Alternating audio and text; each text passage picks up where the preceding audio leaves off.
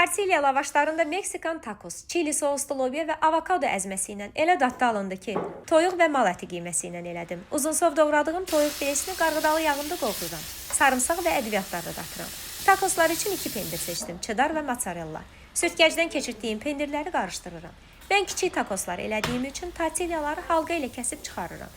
Ümumiyyətlə min ölçüdə nələrsə hazırlamağı çox sevirəm. Kəsdiyim tortillaları tavaya düzüb, üzərinə pendir qarışını səpirəm. Sonra isə qovrulmuş qiymə və toyuq əti.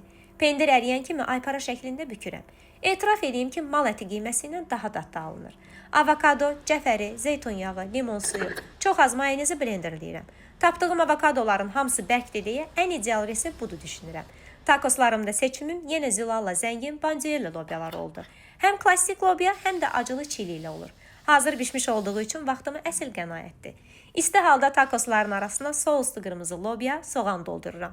Jalapeno biberi ilə fantastik dadda alınır. Amma bu takoslarda nəsə çatışmır. Sizcə çatışmayan nədir?